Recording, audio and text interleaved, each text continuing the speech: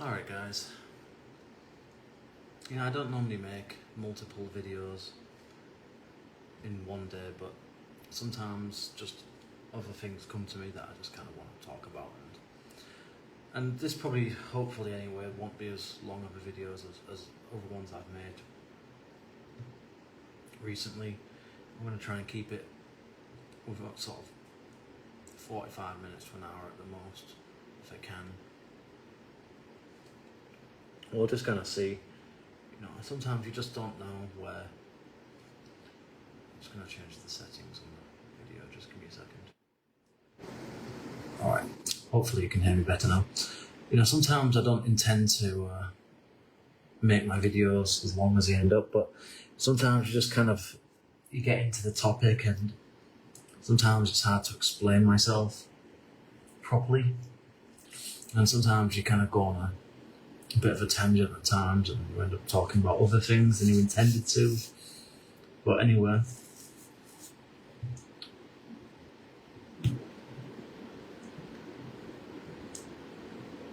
I think what bothers me a lot of the time when I'm kind of just kind of like by myself and left with my own thoughts is like just a sense of like not really being who I want to be. I'm not a naturally gifted, extroverted minded individual. It's like I'm just a kind of a bit of a social recluse these days, I suppose. I never intended to become like this, but I think just over time I just kind of started to started to find the whole thing of being amongst others to be kind of exhausting, really. And I think in the end, the truth of it is that this is not a world for introverts, in my personal opinion anyway. I think this world's really, I think you get the most out of this world if you're willing to really push yourself to be something that you're not, and to become something that, essentially in this world you have to kind of a lot of the time push yourself, if you've got any morals anyway, beyond into doing things and being things that deep down and who you really are.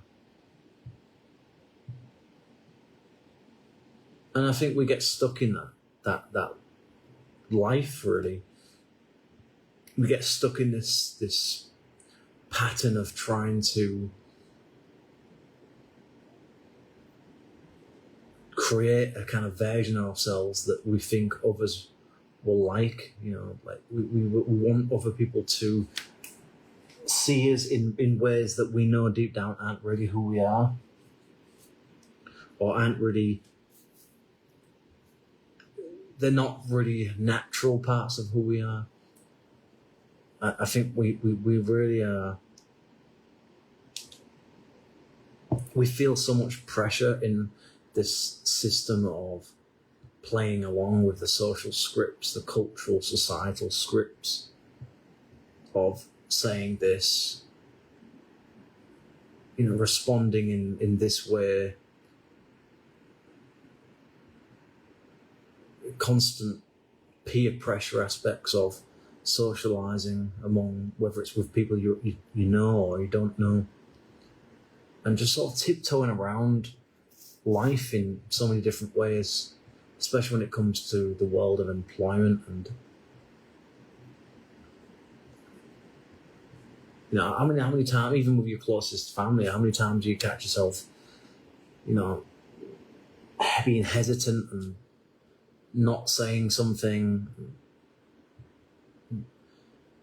because you get worried about how it's going to be perceived, and while your family might be a little bit more forgiving with certain things, depends on who you're with, but the outside world doesn't give a fuck about your comfort, what you consider to be considerate behaviour, considerate language, if you like, a considerate level of personal space, and so you catch yourself kind of just becoming distant from people because of it. You start to think to yourself, if this is how I have to be to survive out here, to get by in this world, to try and fit in this world, then maybe it's best if I just don't participate in it anymore. You kind of become, you reach a point where you just basically kind of shut down, and you just say, I can't deal with this. But I just can't deal with this level of stress all the time. I can't deal with it. I don't have it in me. I don't have the capabilities to consistently put on this endless,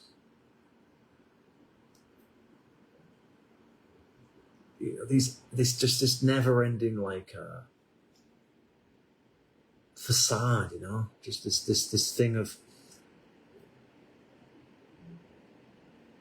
I don't know. I just find it really tiring, taxing all the time to just be out in public. It's not even just so much. It's not even just so much like socializing. It's just in general. I just find being outside really exhausting, and especially over here, where it's already, ridiculous degrees, and it's humid as hell a lot of the time, and if it's not humid, it's fucking baking hot, or it's pissing it down with rain, and you just kind of get a bit tired of everything, really. I think, I don't know, sometimes I don't know if I'm just looking at life through the lens of my age or through depression. I don't know whether it's that I'm getting a skewed outlook on life because of the way I feel, and so that obviously my emotions are kind of dictating how I feel in my head, how I see the world. It's a kind of projection. It's a kind of world through the realms of through the lens of depression, perhaps. But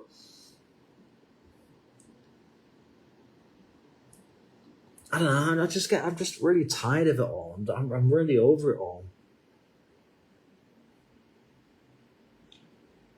And it's not necessarily that the world in every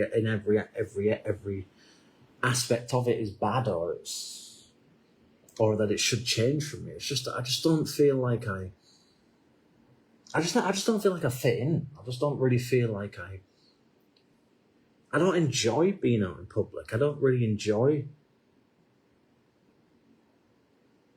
I don't particularly enjoy being around people that much. When I was younger, I didn't mind going out partying and going to nightclubs and drinking and talking to strangers and things like that. I could kind of deal with that when I was in my 20s. But now, I honestly cannot think of anything worse. I can't imagine myself hanging out in a club now. I mean, first of all, it would look completely out of place. It just wouldn't work, I don't think. Not unless it was a place dedicated to my age range. Which is funny because in my head, I don't feel 35. I still feel I'd say probably somewhere sort of in between my mid to late 20s, I reckon. I don't feel middle-aged. I mean, I'm not technically properly middle-aged yet, but I don't feel the age I am. I don't feel in some ways, but then there's other days where I'm exhausted. And that's just kind of just a general vibe with me these days. I'm just so tired of it all. I wake up have my breakfast. And sometimes even that annoys me. Just sometimes, just the typical day-to-day stuff, just like getting up, going to taking a shower, having your breakfast, doing your chores, and all that kind of crappy. And I just find it's not like what do you call it, manic depression or anything like that. It's just like I just get tired. It's not even necessarily depression. It's just I just get tired of it. I get tired of the same old thing every single day, the same routines of everything. Get tired of staring at the same brush, staring at the same toilet, staring at the same tiles on the floor. Tired of the same street, the same people in the street, the same view from your bedroom window. I kind of just get tired of the same old stuff. But as I mentioned in a video yesterday about holidays, I don't particularly really enjoy holidays that much either. It's like so it's like I'm caught between a rock and a hard place. It's not necessarily that the world is completely lost or is necessarily getting worse. I don't know. It's just me. I just feel like I'm just kind of I don't know. I just don't quite feel. I just don't really. I guess I just don't really feel that interested about a lot of things anymore. Like, not to the point where I don't want to do anything. Just a kind of general. Do I really have to do this? Do I just a kind of like I just don't care kind of vibe, Not to the point of like complete apathy or defeatism or like fatalism or anything like that, but just this sort of general sense of like I just can't be bothered really. I just can't be asked a lot of the time to do things. It's not because I'm not a lazy person. Or I quite like sometimes. I quite enjoy cleaning the house and taking care of the dogs, and maybe every now and again going out to my local shop here and there. But that's like for me. I think I've just gotten so used to living the way I have that to me it's almost alien now. Like the outside world is almost like alien to me. It's almost as if it doesn't. It's almost as if like I don't recognize it anymore. It's like a different world to me. It's like, what is this stuff? Like all these like tedious rules and these expectations that you're supposed to kind of know and follow, and just in virtually every circumstance you can think of, there's always like someone's spoken like expectations of you. Like when you go into your local shop and like just like having to queue or just a kind of like general chit chat, and I don't know, just the way things are in general, just like the kind of general way that everything is, really. Just the fact that I don't know, I just kind of get a bit tired of everything, like seeing the same old things. It's like just kind of just everything being the way it is, and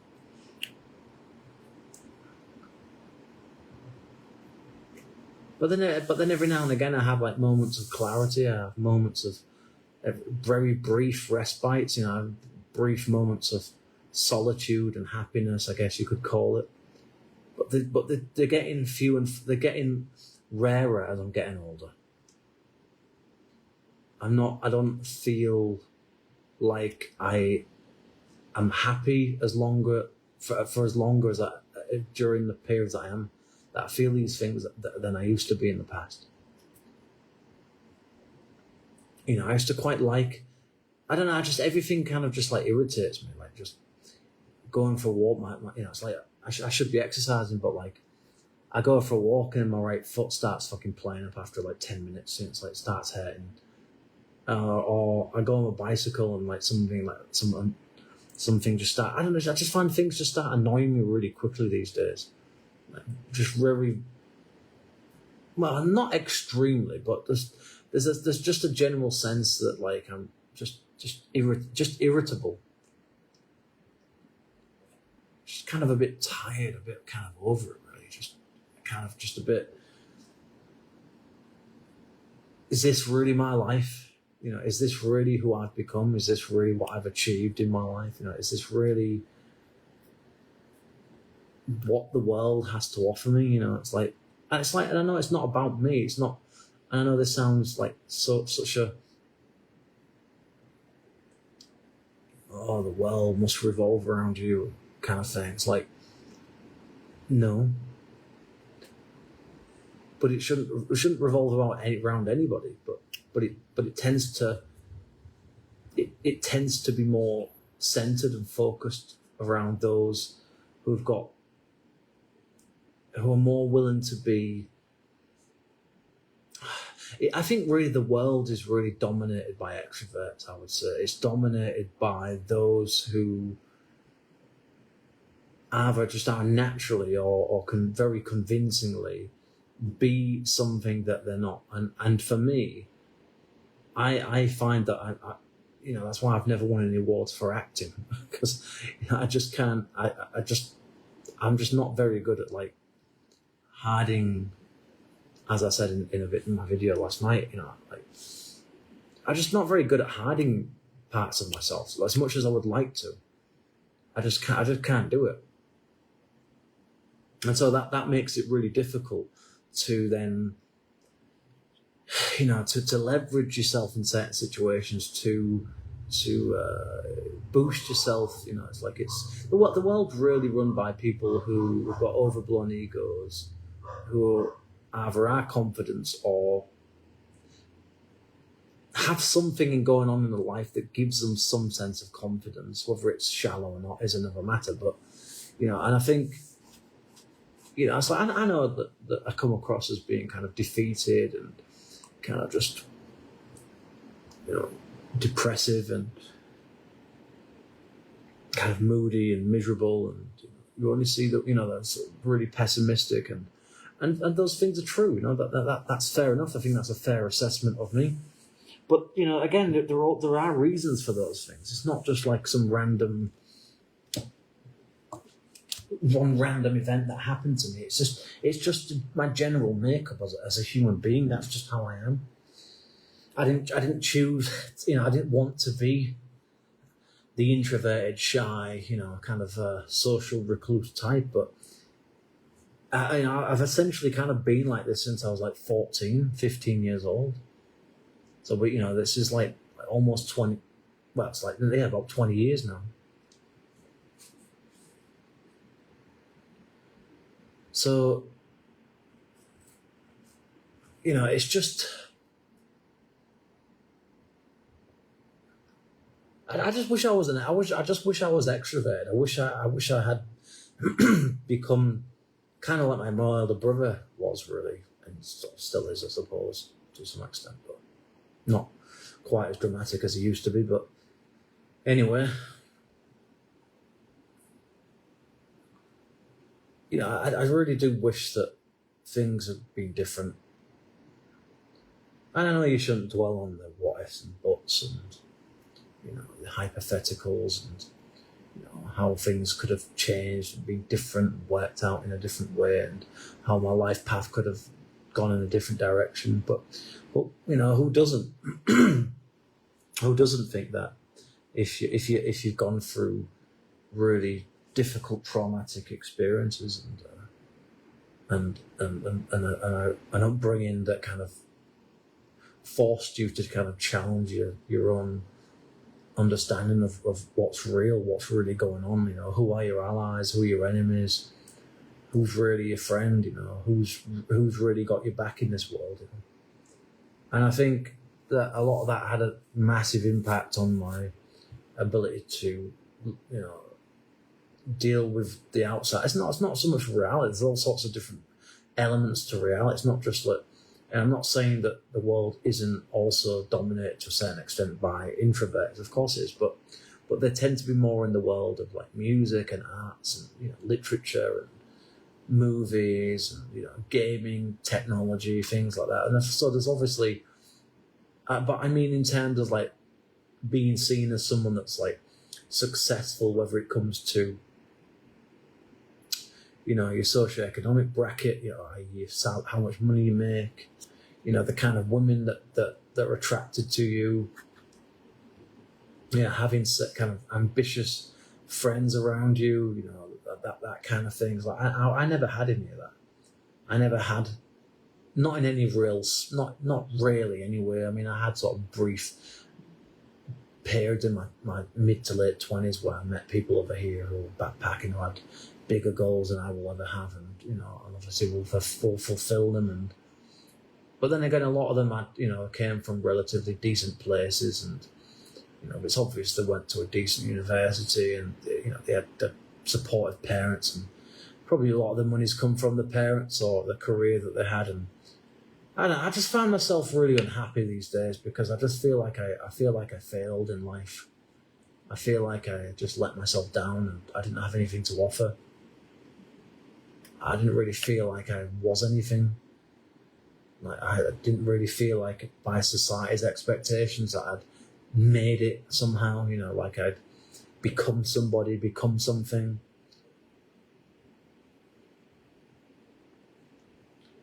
Yeah, I just kind of find myself sometimes sitting at this table here or looking out the window upstairs and just thinking, where did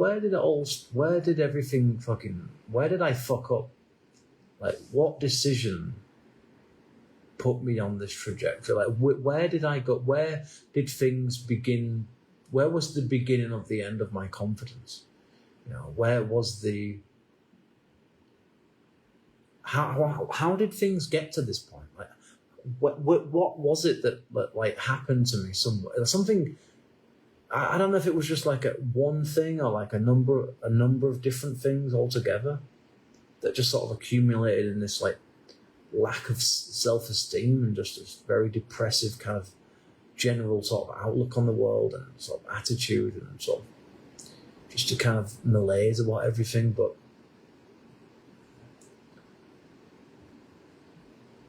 I don't know. I just don't quite feel. I just don't have the same energy or the same outlook about life anymore.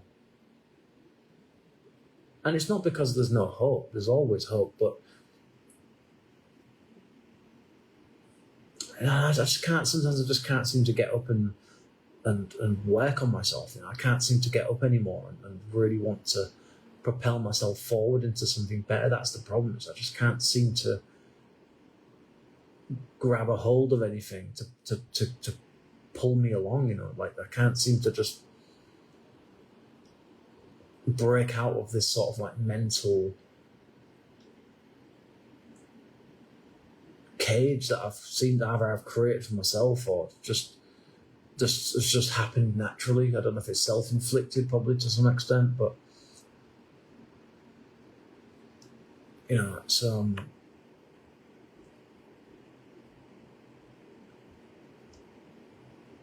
if you want to call it self-loathing, you could call it that, I suppose, to a certain point.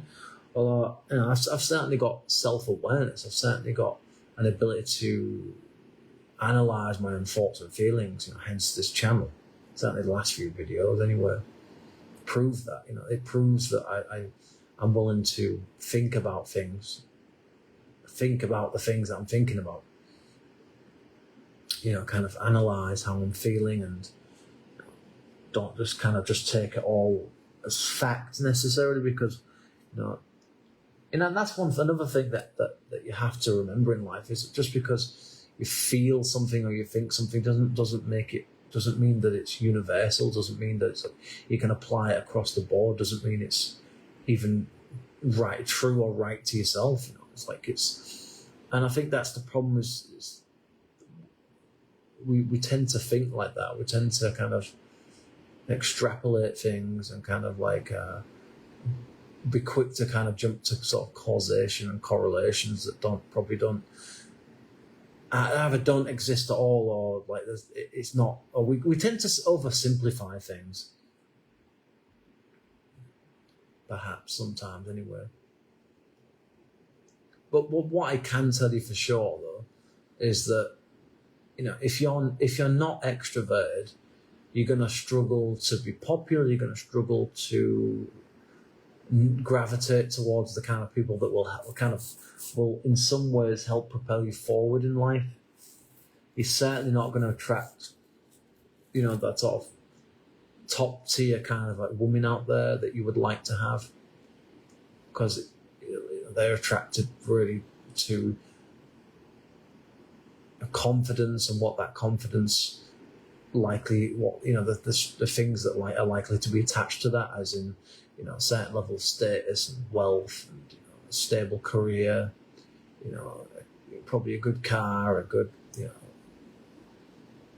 a nice house in a nice area.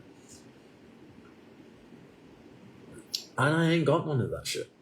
I'll just be straight with you. I haven't got nothing to offer anyone, really. This is not my house. It's my wife's house. It's not my car. It's hers. I don't have a stable job anymore. And it's not just me. It's not just me sitting here feeling sorry for myself. Although maybe to some extent that is true.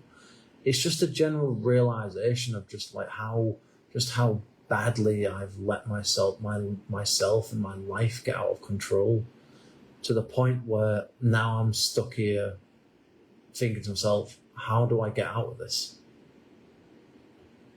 If I'd have just been a little bit more confident, if I'd have just faked it a bit more, as they say, fake it till you make it kind of thing, maybe I wouldn't have ended up in this mess. If I'd have just been a bit more resilient, maybe I would have ended up with more friends and a better partner.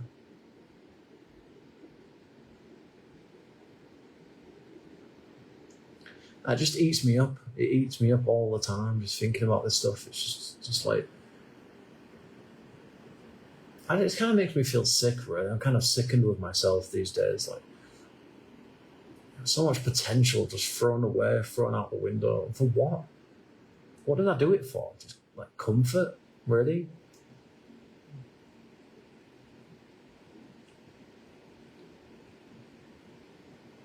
But at the same time, would I have truly been happy with money, with a more beautiful woman? Would I have really been happy being in a career or job, even if it paid well, that I didn't like? I don't know the answer to those things. But at least I would have had at least I could have had the chance. At least I would have had something to at least I could have said, okay, I failed, but at least I tried. At least I gave it a shot, because I never really felt like I never really felt like I gave life a shot. Ever since I've left school, what have I done? I've worked some shitty jobs. I went to college for a year. I had some more shitty jobs. I got to the point where I was just really, just kind of messed up, really. And I've just made one bad choice after another. That's all I've done since the age of about 16, honestly. That's all the last 20 years of my life have been, more or less. It's just endless mistakes, endless bad choices, and sticking in situations that I thought were beneficial for me, but actually weren't improving my life in any real way. Because it was comfortable, because it was easy, because it was convenient. Because this world, you've got, if you want to make it in this world, you've got to be able to handle that level of discomfort and like stress, and get out of your comfort zone, and really push yourself, and I just didn't feel like I was capable of it. And I still don't today. I'm 20 years on. And that's what's held me back in life, is that inability to be the kind of things I know that I need to be, do the kind of things I know that I need to do to make the changes that I need in my life. And that's why I've essentially had about 10 years of stagnation. That's the truth. I haven't really lived. I haven't really done anything. What have I done in the past 10 years? I moved to Thailand. I had a few school positions. I taught in a few schools over here.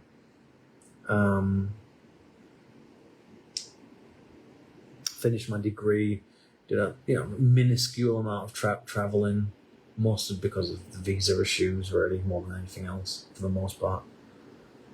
And that's it.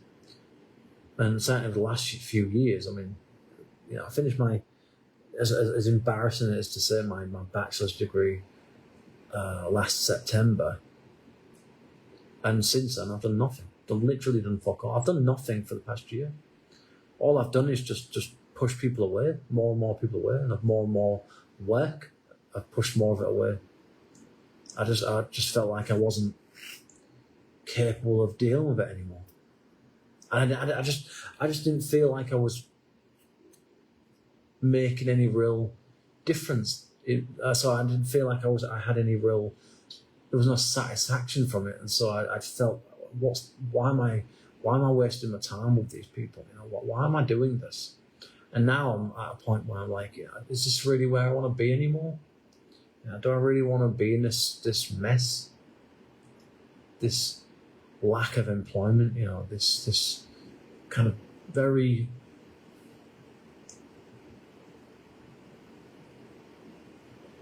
just a very kind of mediocre setting, very mediocre relationship, quite frankly.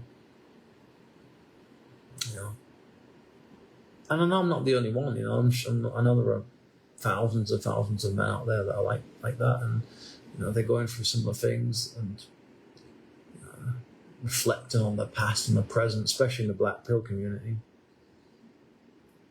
So I don't sit here just sort of in this state of eternal self-loathing necessarily, but it's just more of a kind of reflection and acceptance that at the end of the day, this is of my own doing, and this is of my own making. I brought this misery upon myself. This is my fault. All of it, pretty much. I brought this misery on myself. It was self-inflicted. I'm overweight because I stopped working out, because I stopped caring. I don't have any work anymore because I cut everybody off. I don't have any friends. I haven't had any friends for a while because I basically essentially told them all to fuck off. But then again, most of them never fucking reached out to me anyway. But anyway, that's a different thing for another time. But the only thing I've got these days really is my siblings to talk to on Facebook, my dogs, and my wife, and that's basically my life now. That's essentially what my life's been reduced to. And I know that doesn't sound very nice to say it, and I don't get me wrong, I do love my wife and I love my dogs, and in some ways I have gratitude that I'm grateful that I have these things, but at the same time, I want more out of my life than just that. I don't just want to wake up every day, look at myself in the mirror and just say, you're just a fat loser, you're just a waster, you've done nothing, you've achieved nothing. You are nothing. You've been nothing. And I know you shouldn't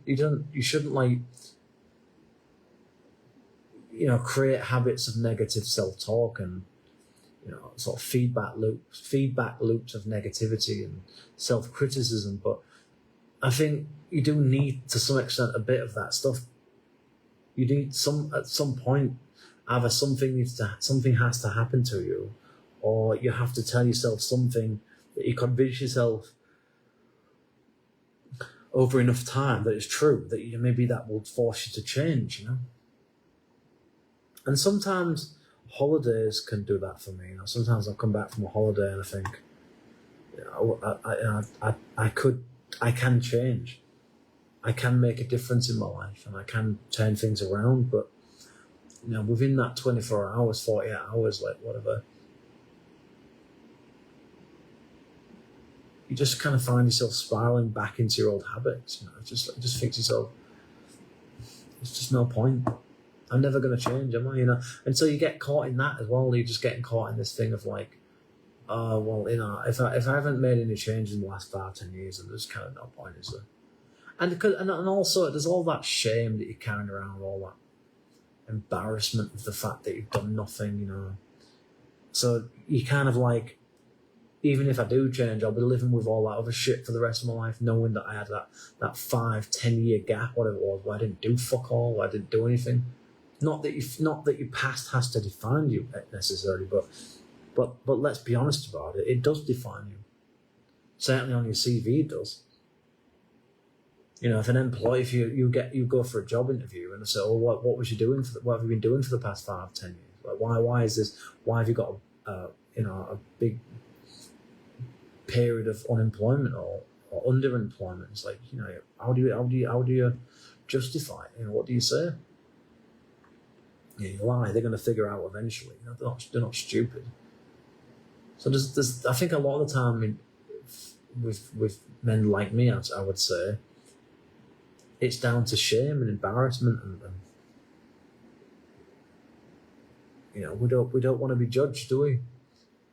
And that's what holds us back. That's what keeps us stagnant, because we know deep down we've got to change something. We know that we have to break out of this pit that we've built for ourselves, or we've just fallen in naturally over time, let's say.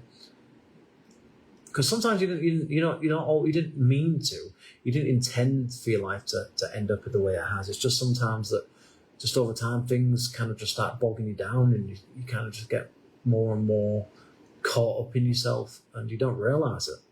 You don't realise it until like 5-10 years has gone by, and like you're just sitting there thinking to yourself, like, I used to have this, I used to have that, I used to be popular, I used to be liked. I could hold a conversation at one time with certain people. Like, I could go out and have a laugh and socialise, and I could, I was, even at one time I was quite chatty with women and things like this, and then just like you just think to yourself, you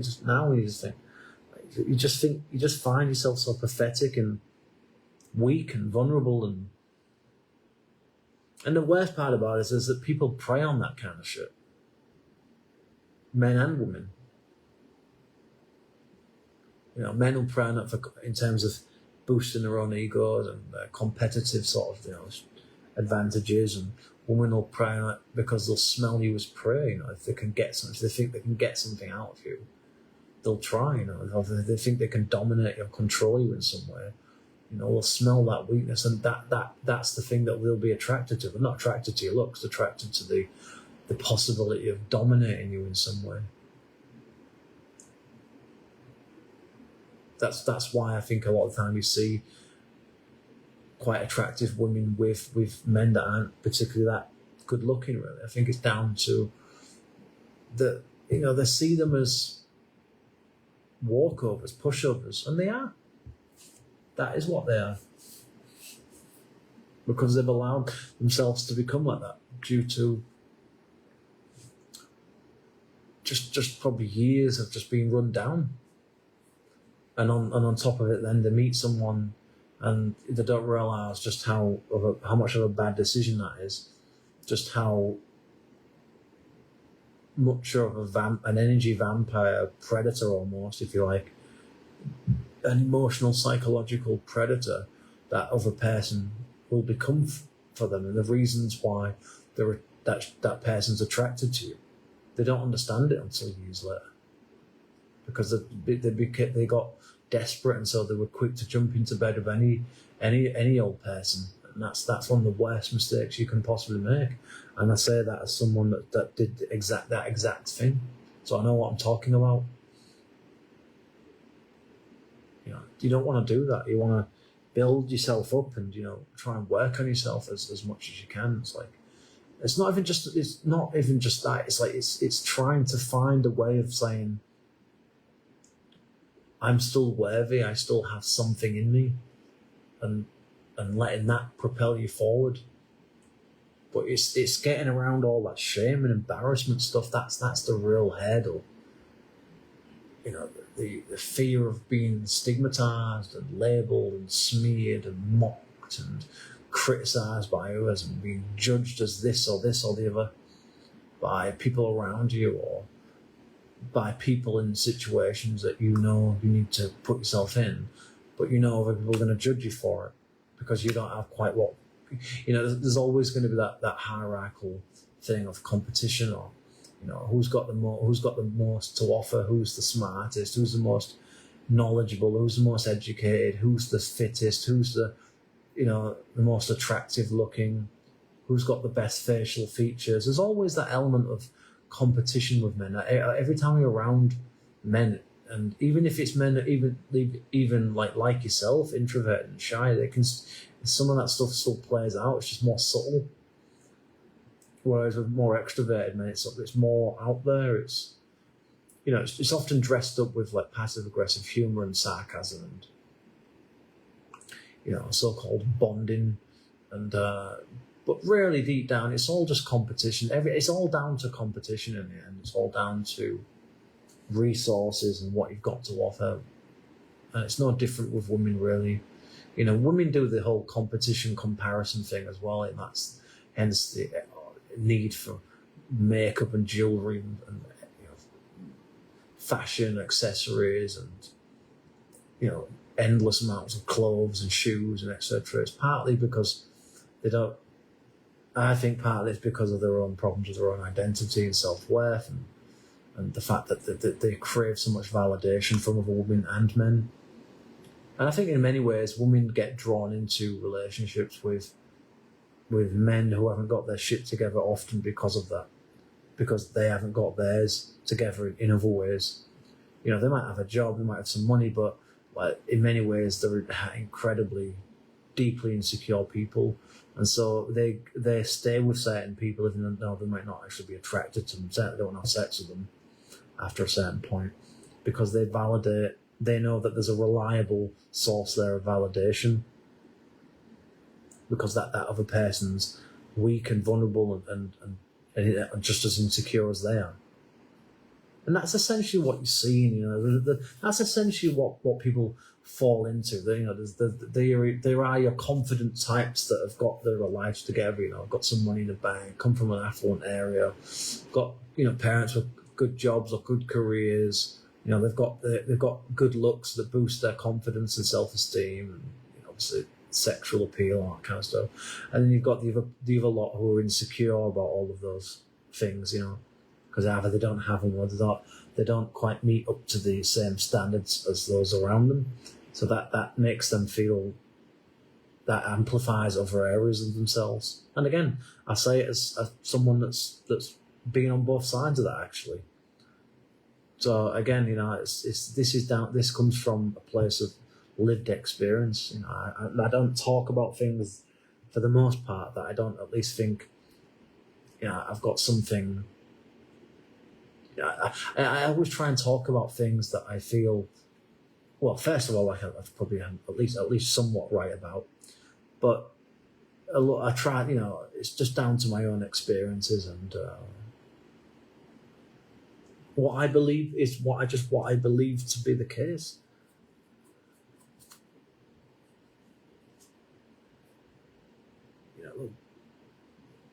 You know, life's not perfect. Life, you know, we live in as they often say, a dog eat dog world, and it's very true. You know, people will use you, they'll manipulate you, they'll lie to you, they'll deceive you, they'll do all sorts of things to, if it's something that boosts their chances of going up in the world. That's what it often comes down to.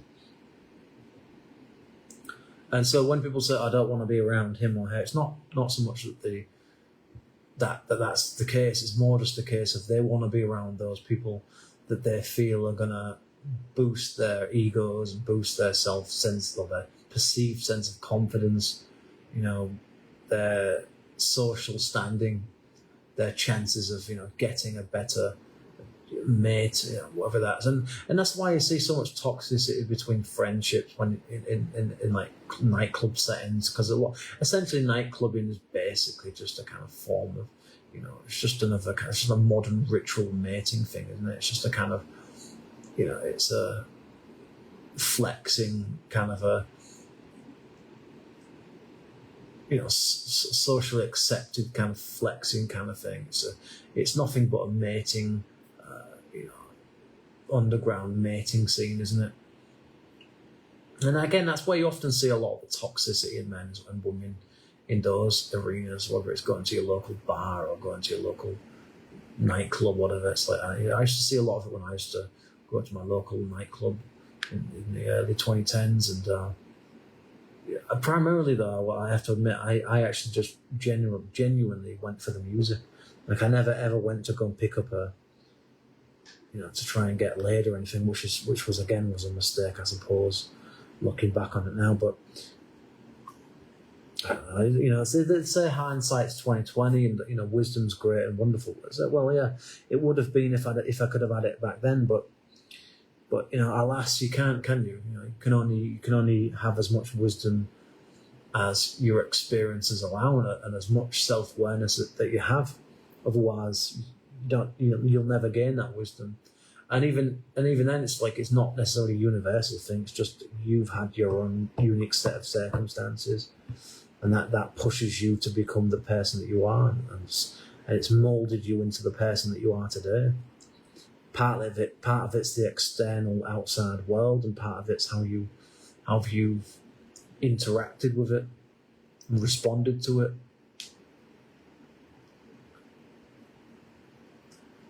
And I just think sometimes I responded to that external world in ways that were self-sabotaging, that in ways that were basically sort of self-fulfilling prophecies really in the end. And I just didn't do myself any favours when it came to women, when it came to jobs, when it came to friendships. And I accept that I made a lot of decisions that weren't necessarily wrong, but they were made out of a place of discomfort. They were made out of a place of not really knowing myself at that time, and trying to fit a square peg into a round hole, if I've got that right.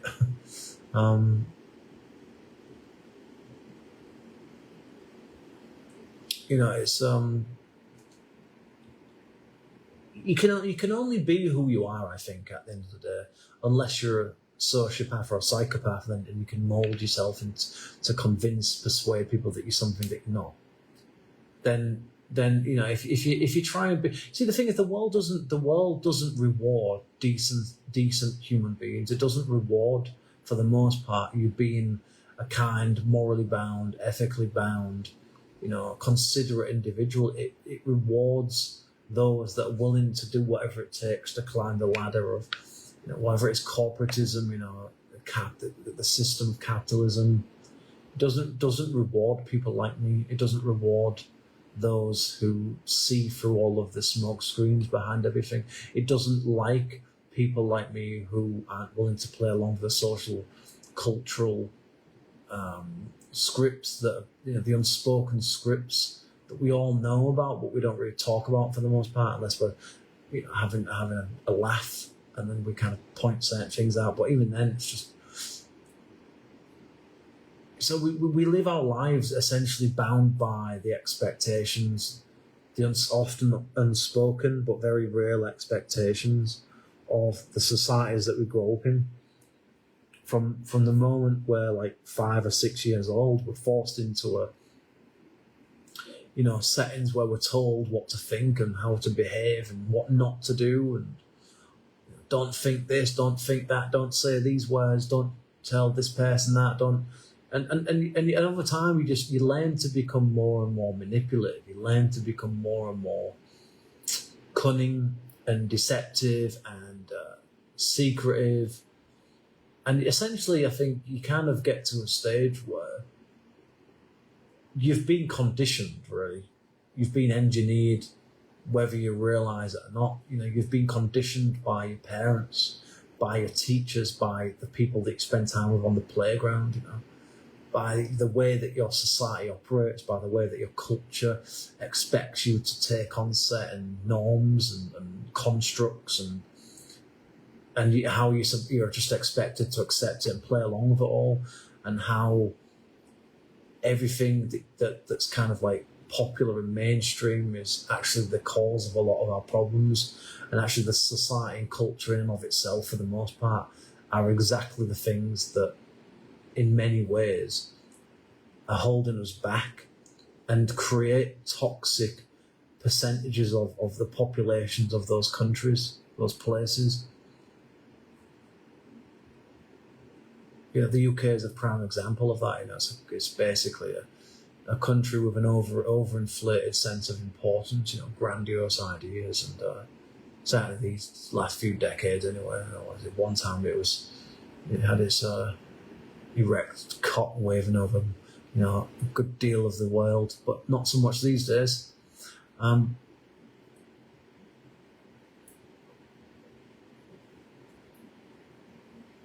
It's just, you know, the UK has become such a cesspool. I mean, it's always been a kind of a bit of a dumping ground anyway, I suppose. It's certainly always been a very insular.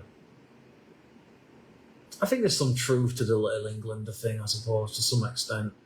You know, it's like, I think there was a time where I kind of was kind of more aligned with the right centre-right politics, but now, just these past few years, just seeing what's gone on, just kind of learning more about human nature, I just realise that there's no real solutions either on the left or the right. You know, the only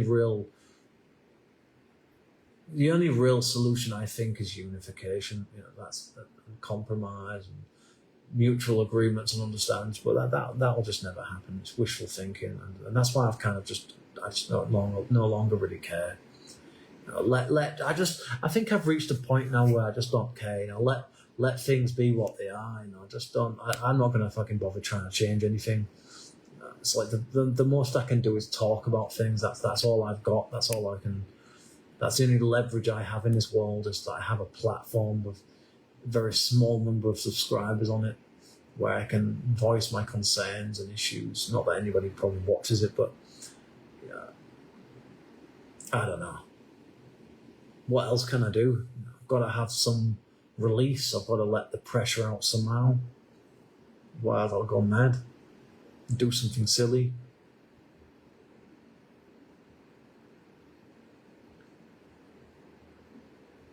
It doesn't, you know, the world, it's just not, the way the world operates doesn't care about people like me. It doesn't care about the fact that you feel awkward and uneasy with dealing with people that aren't like you, you know, that are so so desperate for attention all the time, so desperate for energy all the time from you, and give nothing in return for it. You know, I just find the world, and when I say world, I mean the world that I've experienced, the world that I knew growing up, and certainly in my own country and over here in Thailand. I just find a lot of it just kind of, you know, as Shakespeare said, the world, isn't it something like the world's a stage? I think I've said that before in another video, but I think it is. It's just people just playing out roles that they've been conditioned into, that they don't really truly know the depths of the unconscious mind, the subconscious mind, and just how manipulated they've been since they were about 5 or 6 years old, through the TV and through social media, the internet, through other people, through politics, through their own, you know, very rigid, narrow, blinders on kind of approach to society and culture. And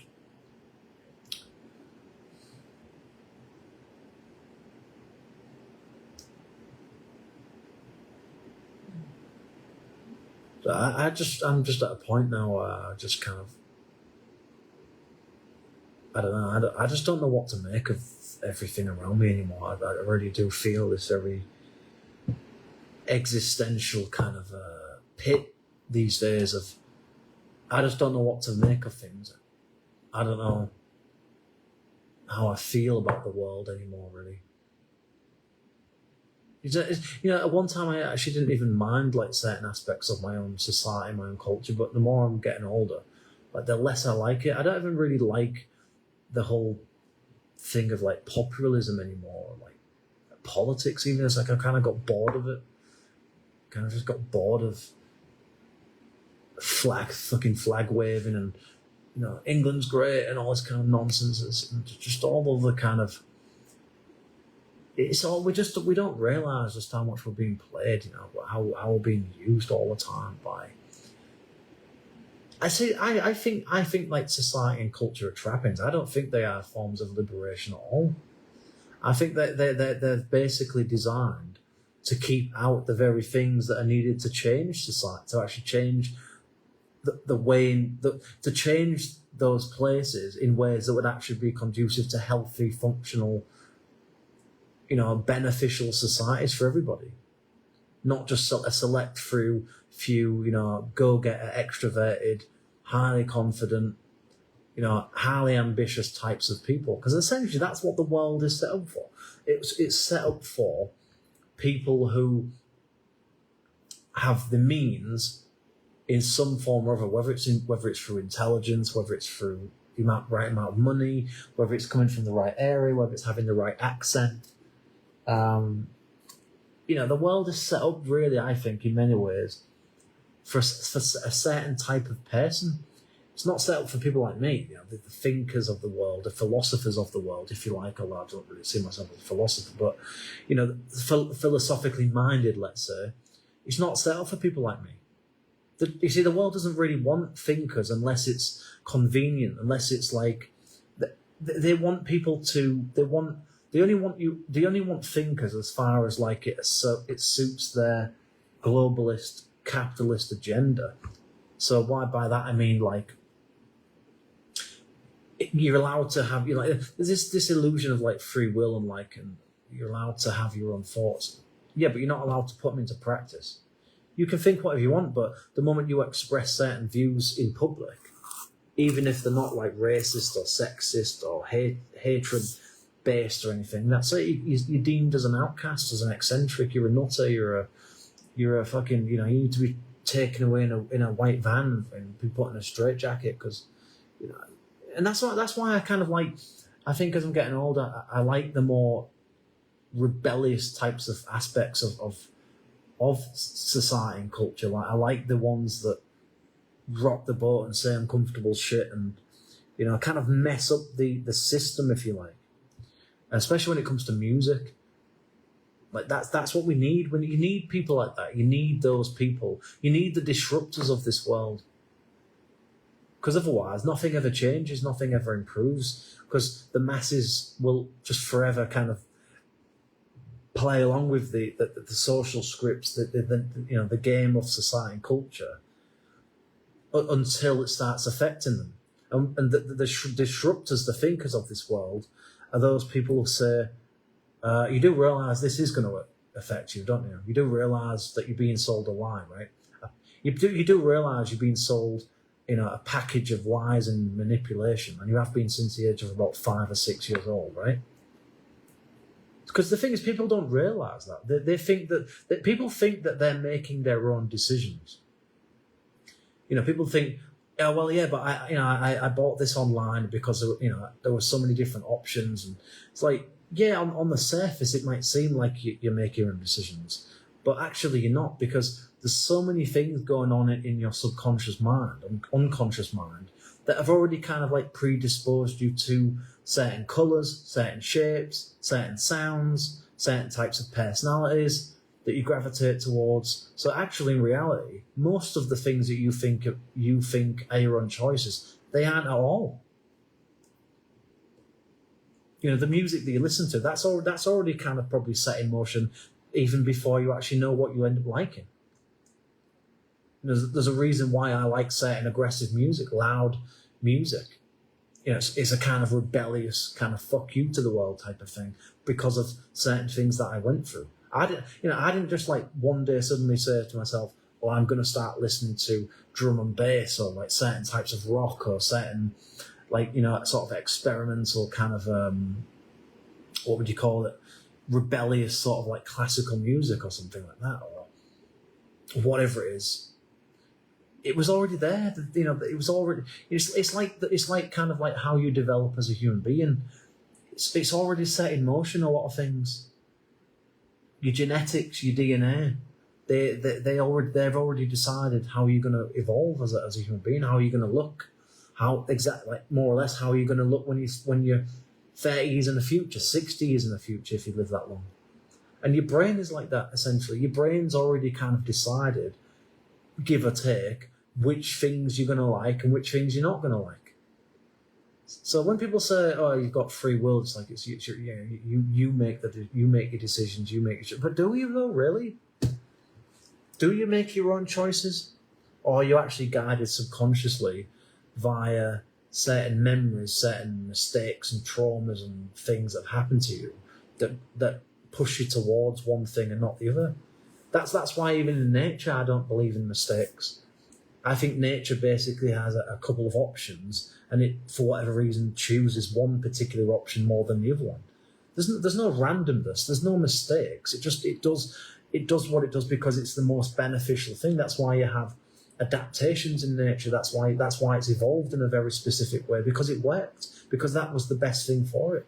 No, I'm not saying it's perfect. You know, the brain's not perfect. Human nature's not perfect, but it is what it is. But, you know, we just live our lives based on we live in states of disillusionment. We live in states of denial. We live in states of like endless illusions. You know, it's like why do I like this particular soda, for example? Like why? Because I like. There's a reason why I like green. I don't know exactly what it is off the top of my head, but there's obviously some reason I like this particular color. There's a reason why I like this particular brand of this soda. You know, there's a reason why I chose the specific iPad I have. There's a reason why I wear the specific types of clothes that I wear, specific types of music I listen to.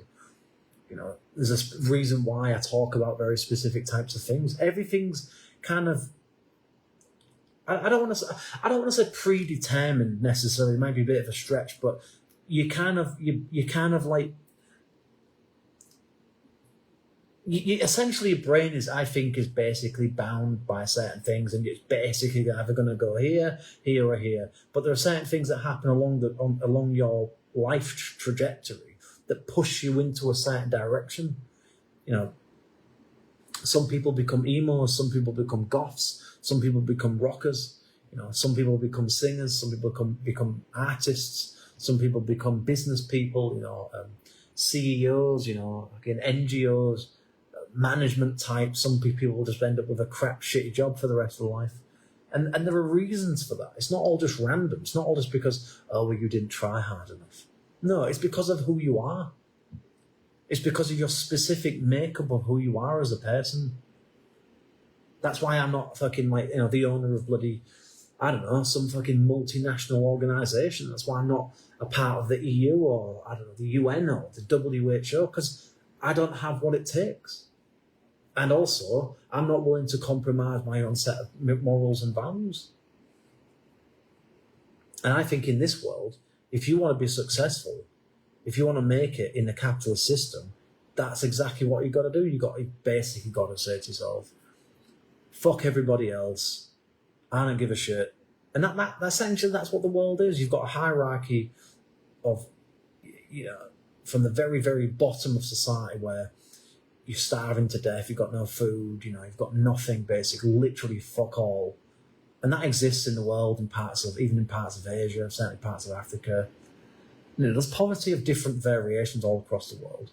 And then you've got, you know, you kind of like more relatively stable working class types. You know, they've got a shitty kind of job, but it's stable, and, you know, crap salary, but it's all right. And then, you know, the further up the scale you go, you've got people with better jobs, better, you know, entry-level careers or major careers.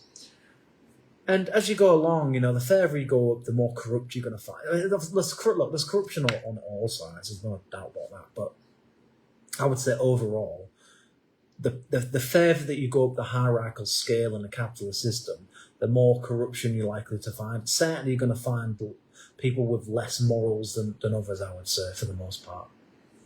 And so if you're not willing to play that game of abandoning your set of, if you have any, principles, values, beliefs, your own ideas on morality and things, forget it. Forget success. Forget ever having any real wealth. Forget ever having a real, jet-setting kind of a lifestyle. Forget it. It's not going to happen. Unless you're very smart, unless you get very good, very extremely good luck with a company, with something that sells. But even then, I would say you eventually end up selling your soul at some point along the way. Because even if not, you're going to end up having to make decisions to make more profit eventually, and that's essentially what a capitalist system is. It's just a system of abandoning morality for the sake of profits. It's treating people like shit so that you can save money. It's making choices that destroy people's lives so that you can make more money. That's just the fucking cold reality of it. I don't want to, I'm sorry if I'm being depressing, but that is the reality of the world. Even in like the most developed societies, that shit's prevalent. Probably, perhaps even more so than the rest of the world, because in the West there's so much emphasis on individualism. Certainly in America, where it's on fucking steroids over there. Then you almost get a free pass for being a twat. You get a free pass for being, a morally bankrupt wanker of an individual, because you've got something to sell. You're making money, you're driving money into the economy, so that makes you a better person than everybody else, and everybody else, especially those that are in poverty or those that are unemployed, are seen as they're the leeches of society. They're somehow the worst possible thing that society's got. It's like, really? How about you fucking pay your taxes? How about you say, I don't know, fucking invest some money into some of these places, money that you don't need? I mean, we're talking about millions of billions of pounds being invested into society that could save people, that could help with medicines, that could help with cures, that could revitalise places that are so desperate. I mean, I'm going on off in a huge other area of discussion here, but it's kind of related. In the end, it's if you're not willing to be an absolute just monster of a human being, then yes, this world's not meant for people like me. I don't think. That's the conclusion I've come to. It's not designed for people who think, people who ask big questions for the most part, people who shove the cold, uncomfortable truths up to society and say, look at this. It's not meant for people like that.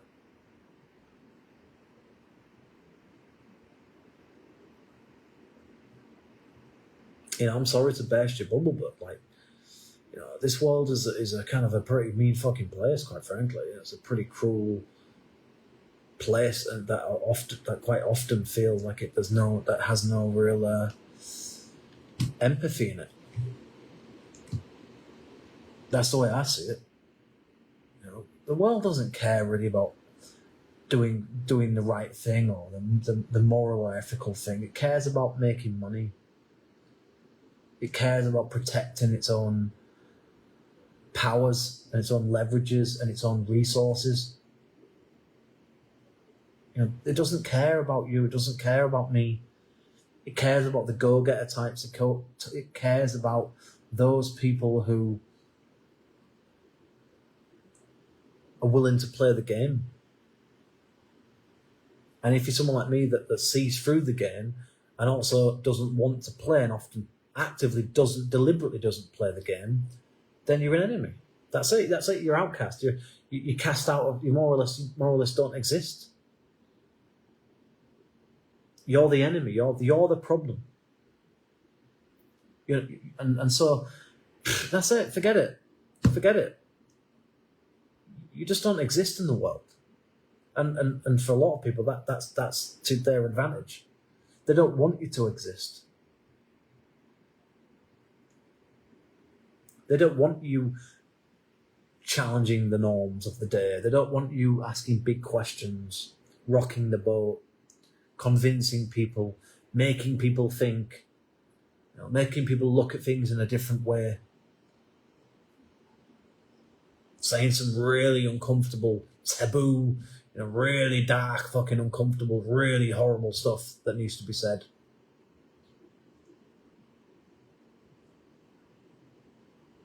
And so, the consequences of that are people like me, where you essentially end up isolated, and if you're not willing to play the game, then you're basically finished in this kind of in the system that we have in this world. That's the truth of it. If you don't want to play the game of smoke and mirrors civility, smoke and mirrors fairness and equality and all this crap, the smoke and mirrors of, if you only work hard, you'll be successful, and all these other bullshit fucking things that people try and sell you, even though they're just not entirely true, then that's it. You'll be alone. You'll be lonely for the rest of your life. You'll be seen as too provocative, too raw, too feisty, too brutal, overly honest, lacking boundaries, all this kind of stuff, and in reality, all you're just doing is saying, look, if you, the thing is, look, I'm not saying that you shouldn't, and look, at the end of the day, if you want to play the game, if you want to do the whole fucking,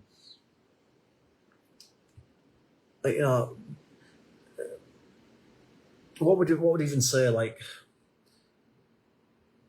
living a life that others have essentially kind of more or less determined for you in some way or other, or conditioned you towards, then that and playing the various games of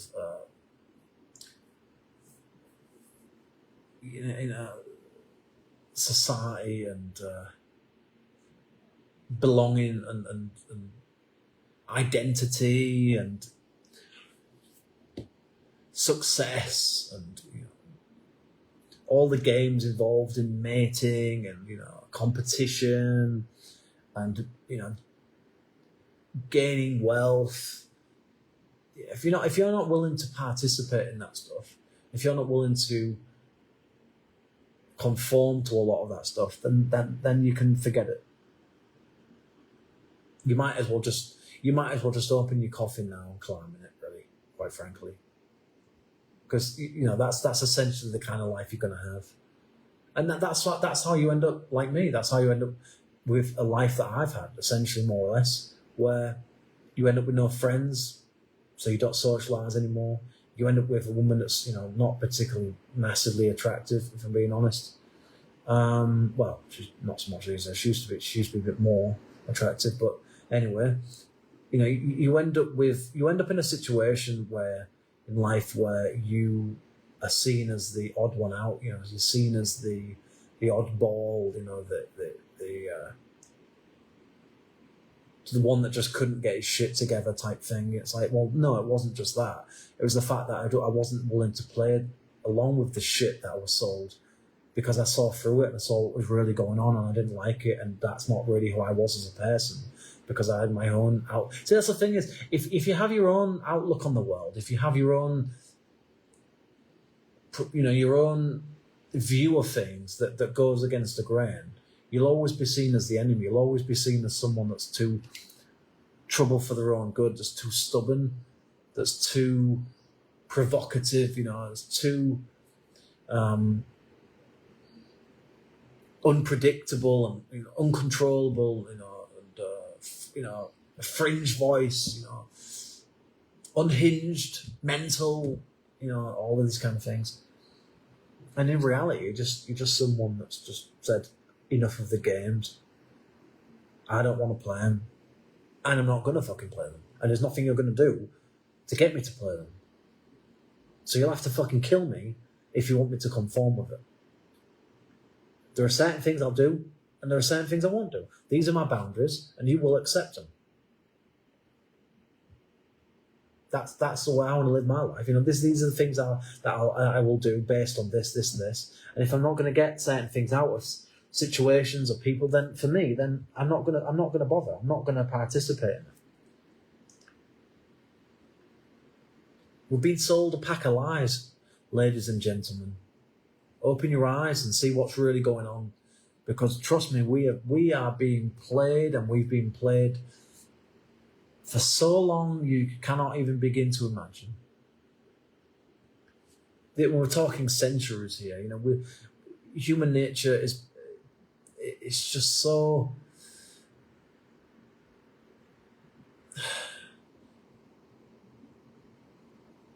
disastrous in many ways, and this world is just it's not. I don't think it is for me, if I'm being honest with you. I live out as long as I can, and I'll get by as best as I can. But the more that every year that goes by, the more I dislike it, the more I want to participate in it, the more time I like spending by myself, my own company, my own problems, and my own space. And I just like being on my own more. And like I said before at the beginning of the video, I wish that wasn't the case. I wish I was more outgoing and buoyant and boisterous, and one of the lads type kind of guys, and wanting to join in all the kind of social, cultural claptrap that we get sold and conditioned into. But I'm just not interested. I'm sorry, I'm just not interested anymore. If you want to do that, then that's up to you. Good luck. But I don't.